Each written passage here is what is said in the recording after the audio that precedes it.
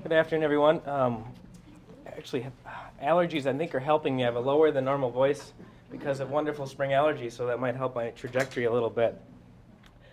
It's my pleasure to present the Council's 2013 annual report and highlight some examples of our work within the community over the past year. And I'm actually relatively new to the area and also the Council, so I'm excited for this day to meet most of you and hear about some of the good work being done. Our mission is to make a difference in the lives of area residents through research, planning, and coordination of human services networks that build community services infrastructure capacity and connect people to resources for prevention and early intervention. This organization was incorporated as a nonprofit in 1972, with 22 residents elected to represent the northwest suburbs. In 1975, 9 municipalities entered into a joint powers agreement and achieved nonprofit status. It serves a unique purpose in providing a vehicle through which government, education, businesses, faith-based entities, consumers, providers, and interested citizens join efforts to improve the service delivery system available to residents in the Northwest Hennepin community. The organization was founded on the beliefs that municipalities should share the responsibility of overseeing that human services needs of residents are met. Residents and consumers should play a critical role in defining their own needs and problems and in recommending appropriate solutions, and suburban residents should have access to human services within their own communities. There are 9 member cities: Brooklyn Center, Brooklyn Park, the beautiful city of Corcoran, Crystal, Golden Valley, Hanover, Maple Grove, New Hope, and Osseo. Thanks for the clap. The Council does not provide direct services. It does regional research and planning, such as the annual city and regional profiles and special research reports. The Council also coordinates programs and brings funding for regional approaches, working with the community organizations and its networks that utilize those funds in their direct services without duplication of services. Staff advisory commissions and the senior leadership committee members give annual presentations to each of these city councils, summarizing the services that have been provided in their communities. Funding is primarily from grants and contracts. 12% of funding for 2013 was from member cities, which leveraged against the rest of the budget. So that's about an 8-to-1 return on investment. In order to make you more aware of the organization, I offer the following examples highlighting the work of the Northwest Hennepin Human Services Council. Regional research information in the Bottineau Boulevard Transitway Health Impact Assessment Draft was reviewed by members of the Advisory Commission, Senior Leadership Committee, Healthy Together Northwest Network, and North Hennepin Community College Student Senate. The final report cited information provided by these networks and the college students. Annual city profiles, the regional Northwest, and other special reports such as racial disparities and early childhood are used by community organizations to write grants and demonstrated needs for service in this region, by area legislators for legislative initiatives to provide critical resources for families and children, and by member cities to show continuing changes in the growing number of diverse populations and the increasing number of seniors aging in place. These reports are online at the website www.nwhhsc.org.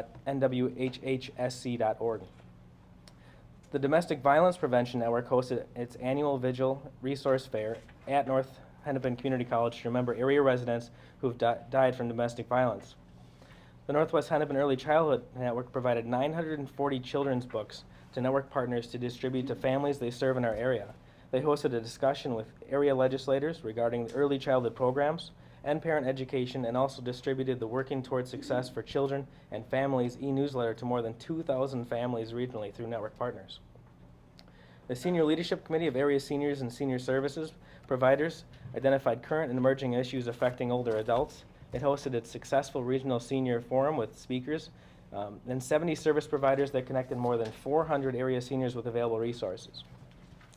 The Healthy Together Network Northwest cross-sector and cross-cultural network of 45 regional partners highlights and develops opportunities in education, employment, and entrepreneurship to create a healthier community for new arrivals and all residents.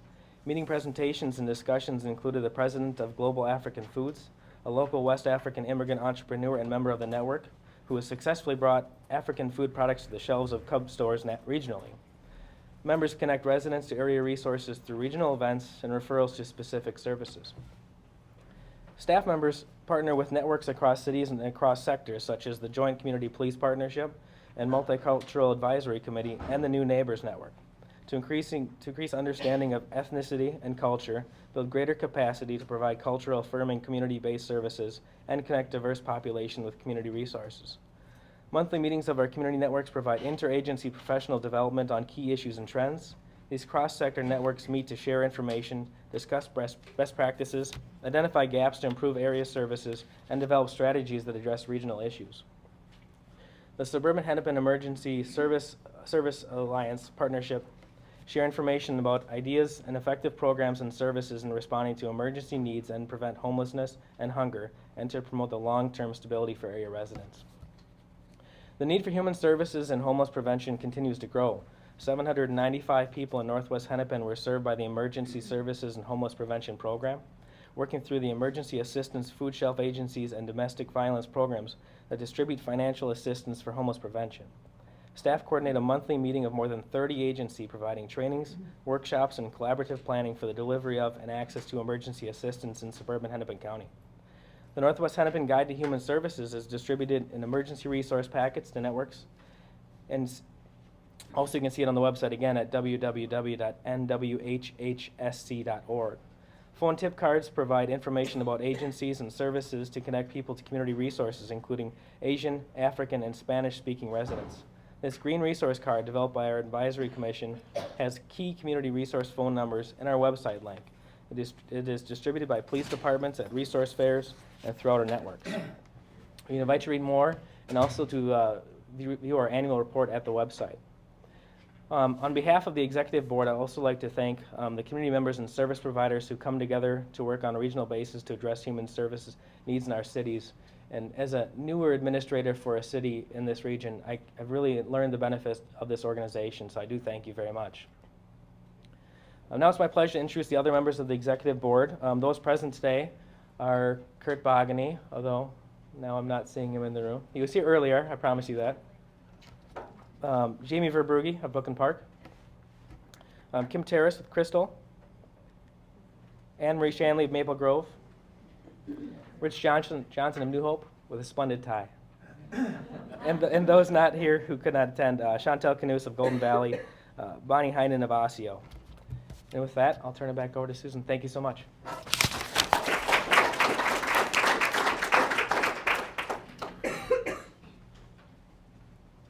And now I'm happy to introduce Ginger Cisco, who is the president of our advisory commission, the chair, and she will give an update about the advisory commission goals and accomplishments this past year and introduce the advisory commission members. Thanks, Ginger.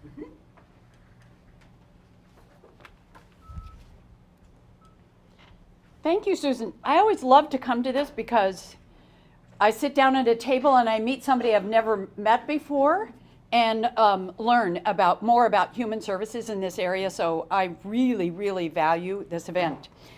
Thanks everybody for coming, because this is an important time for us to come together as a community and appreciate the fact that we work across city lines so well through this organization. The Advisory Commission, in fact, Ada asked me this question at lunch. The Advisory Commission is made up of representatives of the member cities of Northwest Hennepin County, and we meet monthly, and we talk about the concerns of our cities, in addition to spending time learning about the resources in our community so that we can share that information across city lines. Like everyone in this room, we're acting on the mission of Northwest Hennepin Human Services Council, and that is to make a difference in the lives of the residents through research and planning and coordination of human services. And it's that coordination of human services that our commission is the most active in. I'd like to recognize the members of our commission who are present today, and you guys can wave or stand or whatever. Ann Moss and John Granger are the two representatives from Brooklyn Park. Sharon Kephart and Mandora Young are the two reps from Brooklyn Center. My partner for the City of New Hope is Sue Wallace. Kim Rotman and Melanie Christensen are the two representatives from Golden Valley, and Melinda Lee is a representative from Maple Grove. And if you sense a blank around your particular city, we would welcome representatives of your city. The other two representatives are Laura Libby and Mark Learned from Crystal, and I don't see either one of them in the room. Well, I know I wouldn't see Mark. Mark is in Afghanistan. He has been deployed for a year, and one of the things that we've done as a commission is send care packages to him, and then he sends emails back to us letting us know what his life is like and thanking us for keeping him connected to home while he is deployed. This is a really hard-working group of volunteers that I just introduced. In the last year, our commission members have reviewed all of the organizations listed in our Guide to Human Services who are providing mental health services in our communities. We wanted to know what was available, where the holes were, and where we needed to know more ourselves so that we could do a better job of working across city lines. We had an excellent presentation from the members of the outreach team of the Minnesota chapter of NAMI, which is the National Association of Mental Illness. We learned about the interpretation of and the treatment of mental illness among immigrants and refugees in our communities because we wanted to know how to address the cultural differences. And we found wonderful resources related to that in our northwest area of Hennepin County. We learned about the key elements of what is called a mental health first aid course, which is taught by a nonprofit called the Family Partnership. And we discovered other interesting individual services such as a mother-baby program, the Faith Community Nurse Program, and the Clubhouse model of Vale Place. I would encourage everybody to go to the website, and Brad did a great job of mentioning it twice, to use the Guide to Human Services that is online because there are so many services available, but people need to make themselves aware of them, and our cities need to make themselves aware of it so that we can help the residents of our cities. Since the first of the year, we shifted our focus away from the mental health services, and we concentrated on caregiving support programs. And I'm sitting at lunch, and I'm sitting next to Kimberly, and Kimberly's works for the Senior Community Services that is headquartered in Minnetonka. And Kimberly serves on our Senior Leadership Council, but she gave me further information. I've been on the website for Senior Community Services, but there are a wide variety of services that we need to make ourselves aware of related to caregivers. The reason why the members of the Advisory Council decided to look at caregiving services is because our population is aging. There is a push at the state level, the federal level, and at the local level for us to stay at home as long as it's possible. That means that our caregiver programs are made available to us through our family members or through someone in the community who's providing services. And we wanted to know more about those services. So we have spent time looking at those. In fact, last week at our meeting, we had a presentation from the Twin Cities Jewish Community Alzheimer's Disease Task Force. And Sue Wallace connected us with them through her work. And it was a fascinating presentation. And all of the materials that they have developed are available to all of the communities across the Twin Cities. We continued this year, and Brad mentioned this, to track the new developments that are taking place in our community. One of them, very specifically, the Bottineau Boulevard Transitway. And we looked and reviewed the health impact assessment statement, which was presented this year, and we had participated in it through focus groups. As always, Anita Perkins is amazing. She provides wonderful updates to us every year about the emergency services and the housing programs that are at the core of the services that are provided through Northwest Hennepin. And we are always grateful for her presentations. She's very straightforward in letting us know what the trends are and where help is needed. And we're very grateful for the leadership that we get from Anita and Susan in keeping us abreast of what's happening. Each year we make, as members, as volunteer members, we make presentations to our city councils, and we let them know what benefits and values have been given to the cities through the work that has been done throughout the year. We're very grateful for the time that the city councils give us to update them and to share materials with them. It's really a privilege to serve on this commission. As I said, this is a really hardworking group of volunteers. Every single person comes to the meeting having done their homework, and we really dig in on brand new topics each year, and it's really a pleasure to serve. We're grateful for the opportunity, and we're grateful to everybody in this room, and I look forward to meeting the award winners today, and we thank you for the work that you're doing as volunteers in our communities. Thank you.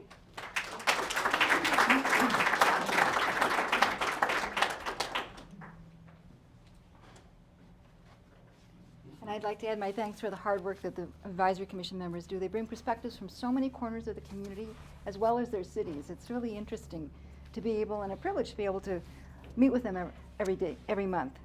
At this time, I would like to introduce our staff. Anita Perkins, who's the amazing, hardworking. Diane wants to get a picture of you. All three of you together. So Anita, please, yes, all three of you, please come up. Kate Murdoch, who is the lead data entry for Homeless Management Information Systems and also our admin support person, and Annetta Willers, who is our homeless, we call it HMIS, Homeless Management Information Systems data entry. And I just, and in addition to the jobs that they do with those titles, they put together this whole event. They do so many things in the community. It's really amazing what they are doing. So please join me in thanking them again.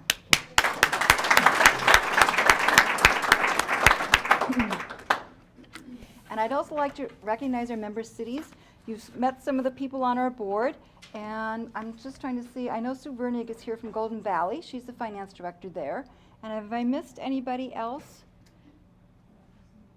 We have Mary Tan back there. We have Josie Shardlow. We have some other folks who are with the cities too. Thank you all for coming, and we connect with in different ways through different networks too. Thank you. Our community grant partners are, we have a grant with Hennepin County for emergency services homeless prevention, and Michelle Ness is one of our suburban executive directors of PRISM, and they are our partners. All of the 9 organizations in suburban Hennepin who do the emergency services assistance are our partners with that grant. On our agency networks, I know I looked around the room and there's someone from every network here, so could you please raise your hand if you're with the Healthy Together Northwest Network? I know there are a couple, 3, 4, yes, great. And if you're on the Early Childhood Network, I know there's at least one, Ada, and and the Senior Leadership Network, at least one, and the Joint Community Police Partnership, I know there's at least one, great.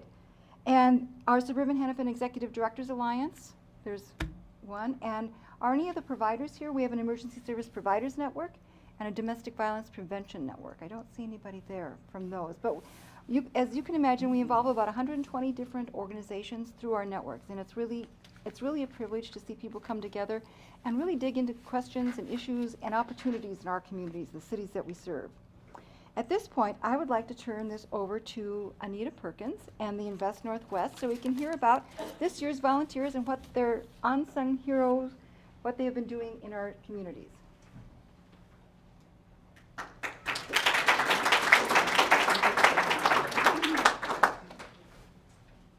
Just one, if I could go rogue off the schedule a little bit. When I was doing my presentation earlier, I was preparing for it. Susan said, we'll address the staff and the staff introduction, but no one mentioned Susan, so if I can just get everyone to say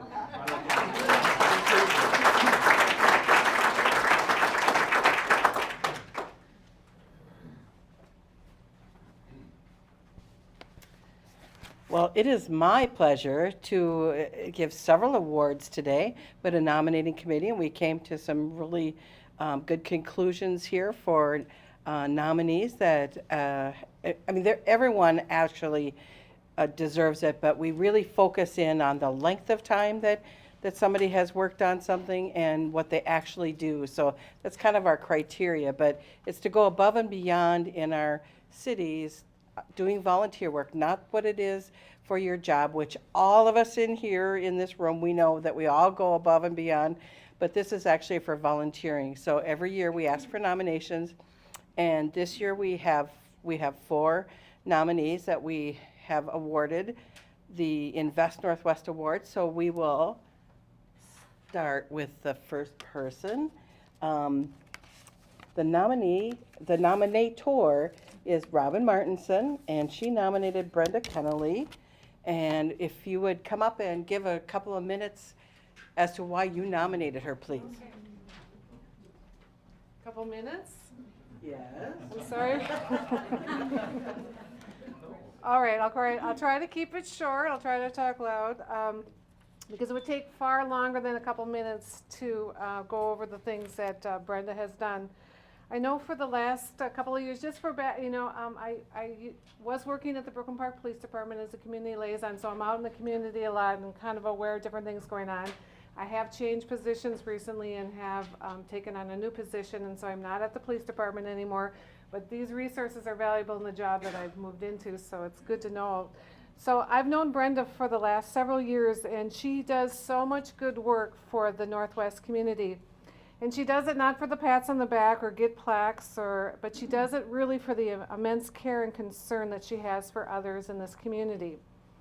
Her passion to help others, especially those in need. And I can't keep up with all the things that she does, but I'm just going to highlight a few of them. Brenda is currently the president of the Brooklyn Park Women of Today. I'm sure a lot of you have heard of that organization. So under her leadership, there's been a number of community activities that have taken place. Things like Project Prom Dress. I think maybe some of you have heard of that project in terms of, there was 729 dresses that were collected for that. And there was an amazing turnout of girls who wouldn't have been able to go to the prom without that. They've done, under her leadership, there's been babysitting clinics, making crafts for Secret Santa, bingo and craft events at Village Creek Senior Center Complex, to name a few. Brenda also works with an organization called Breaking Free, and I'm not sure if you're familiar with that organization, but for those of you who might not be, Breaking Free helps women and girls escape prostitution and sexual exploitation, and they provide advocacy and stuff. One of the projects Brenda was working on is called Move-In Kits for Women in Transition. And what's kind of cool about what Brenda does is that she uses, more and more we use social network. So I love following on Facebook of different things because, for example, on this Move-In Kits, one of her recent posts was, "I'm off to a good start, but still in need of kitchen items to complete them. So take a peek in your cupboards and talk to your friends and see if anyone has silverware, cooking utensils, cookie sheets, saucepans, frying pans in great shape that could go for a good cause."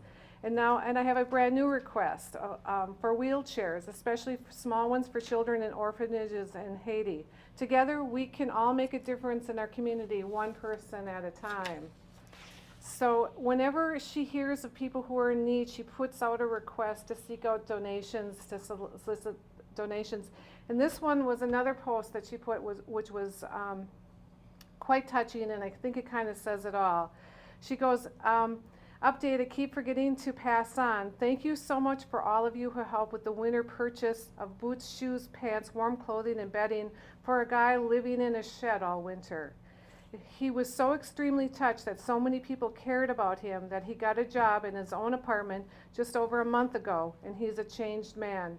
He's attending a church near his home in Brooklyn Center and volunteers whenever he has a chance to work his schedule.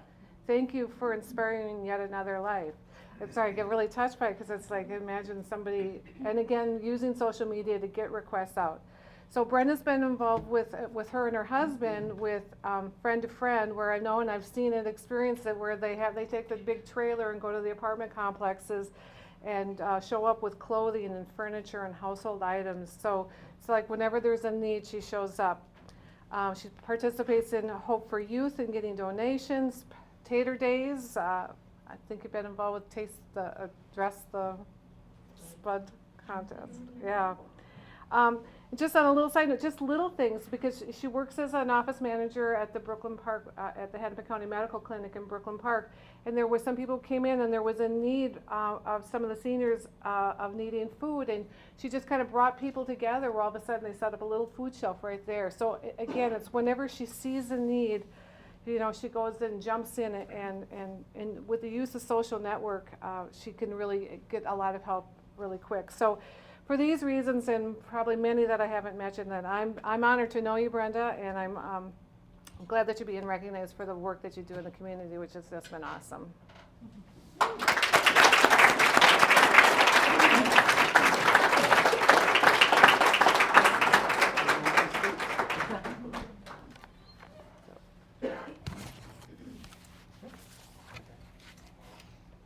Wow, congratulations. Very, very Thank impressive. you so much. You're welcome. Well, No, go ahead. Stand. Yeah. Hey, you can get in one more week. Picture moment. Go ahead.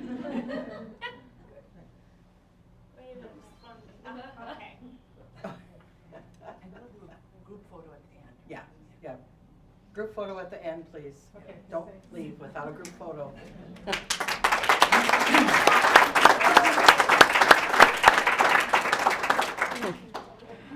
I want to know when Brenda sleeps. That's what I want to know. Yeah, well, I want to know. And the next nominee award winner, it's the same thing. I don't know when she sleeps either. John Jacobson, would you come up and introduce your wife and all the things that she does? Lisa Jacobson, please. Thank you very much. I'm not as prepared as Robin because I didn't know I was speaking today, so. It'll come from the heart. Well, I know.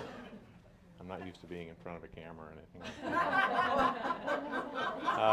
Nice try. I know. No, I'm very proud of all the work my wife has done in the past and is doing now. She's most recent project has been the Brooklyn Avenues Homeless Youth Project that is coming to Brooklyn Park, hopefully sometime soon, hopefully this year. As many of you are aware, there is a growing need for a shelter like this in the suburbs for kids that don't have a regular home. They have a bad home situation and they have to go from friend to friend's house, and you know that lasts a few days or a week or something like that, and they don't have a permanent home. And this facility will give youth a chance to have a place to settle in, get counseling, and kind of get back on track so they can have a regular life, if you want to call it that, like we kind of expect for our own children. Not everybody has a good home life, and I know Lisa, through all of her work the last few jobs, has done that, always looking out for youth. She worked for Treehouse a few years ago, which is active in a lot of our communities. Above what she did as their development director, though, she also had a caseload of kids that she wanted to mentor as an adult who had gone through her own struggles herself as a younger person, and try to get these people, these young kids, in a good situation. And one we just saw the other night, one of the young kids, Christian, who you mentored as a high school student, is now a college graduate and doing well on his own, and it's because of work that you did. So that was, and again, was above and beyond what she had to do for her regular job, but she was very involved in working with youth on that level. She's worked with the Lions, I know, in the past, and the Tater Days as a volunteer in the past. You've been so active in Brooklyn Park since you've lived there since 1989, and we're still residents today, and we're lucky to have you. But the big thing I think that I brought up in my nomination was this homeless youth project, and if you want to learn more about it and why it's so important, you can talk to Lisa or to Jamie from Brooklyn Park, because he can tell you what a big deal it is. And it's great, I think, that our community is the one that's going to be the host for these kids that aren't necessarily from Brooklyn Park, but they'll have a place to go to in the suburbs. So with that, come up, baby, and receive your award.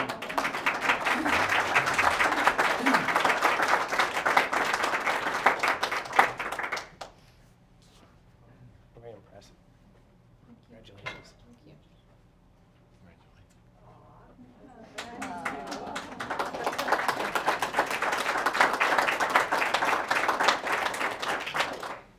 This will go right next to your Emmy.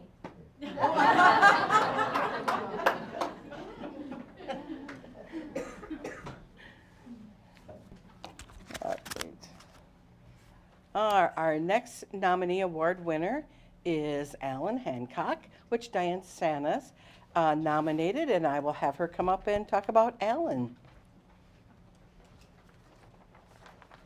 I'm glad to talk about Alan. I'm sorry I don't have much of a throat here, but so I'll try to project. So, in how many of our communities can we say that we have original homesteading families from 100 years ago, or even original truck farming families from the 1950s that are still at least gardening, planting and growing food? In some ways, it has become a lost art. Often, our new immigrants who once farmed in their African homeland are looking for a small plot of free land where they could grow their crops. Several years ago, there was such a need to start a small garden plot so that residents living in an apartment could have access to land. It was Alan, our non-native Minnesotan, who stepped right up to build a raised bed frame, toss a couple dump truck loads of dirt, black dirt, and in no time gardens were growing. This spring, this will be the 6th year of that gardening at that location. It has made a big difference to the dozens of families that have used this garden over these years. But this is just one such plot, and there are several around Brooklyn Center that continue to grow crops annually due to the hard work of Alan. And I know not only does he start them, he makes sure that they're going, and every year, and Linda Henke at the community corner where one of these gardens is can attest to that, he'll check back and see, well, who's gardening in this plot? Another plot was started at the Odyssey Charter School, and it's 6 different plots, and it's people from all over the nation that continue to use these plots. And whether it's the digging or putting in the dirt or making sure that there's a good fence around it, Alan has been there all through these 6 years in helping do this. So thank you, Alan. Keep up the good work. And always in the beginning of the year, you're going to need a new pair of gardening gloves.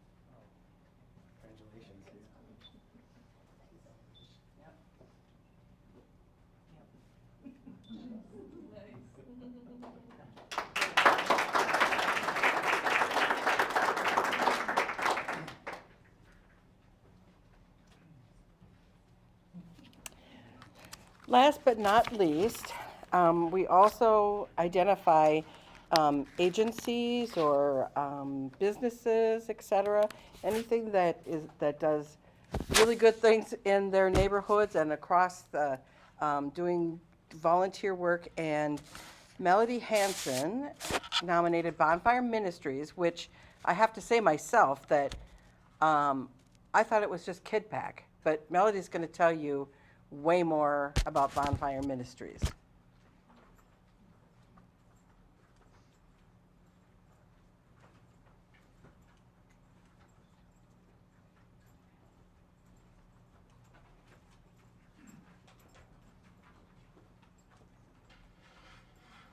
Hello, everyone. When I received the email about the Invest Northwest, I thought of so many people in this community, so many organizations, so many nonprofits, but one rose to the top in my mind that kind of epitomized what Northwest Hennepin Human Services stands for, and especially this Invest Northwest Award.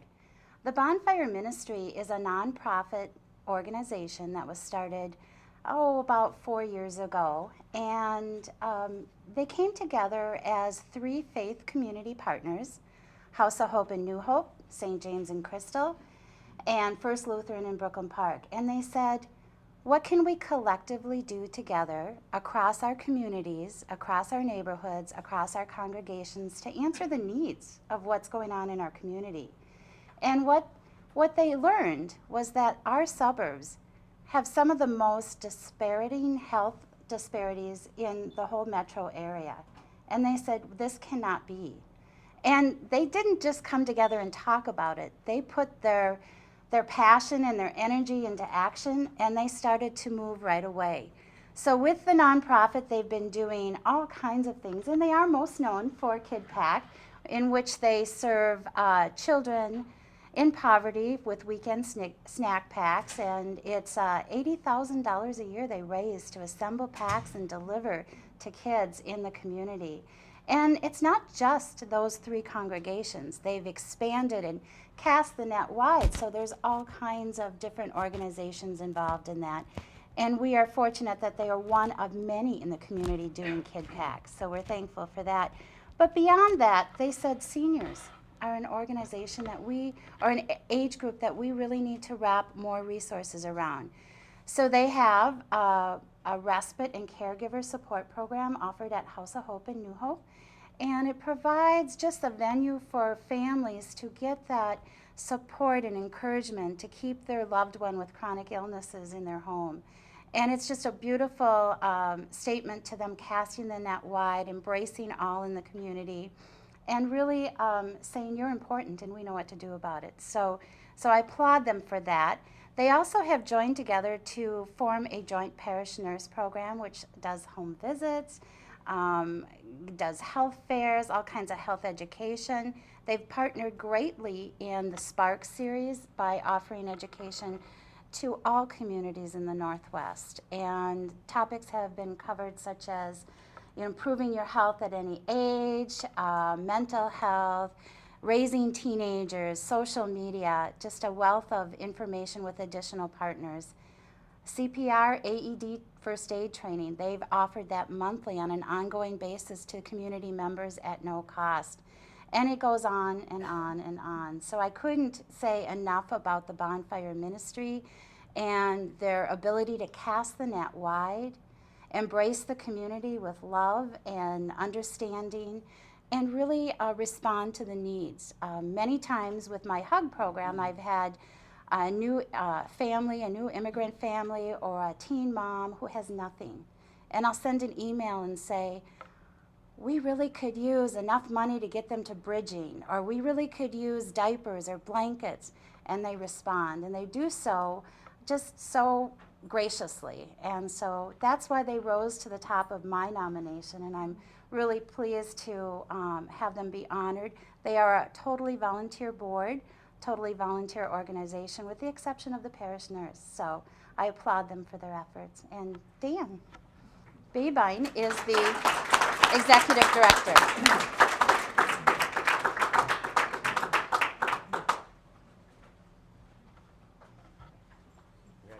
Thank you. Dan.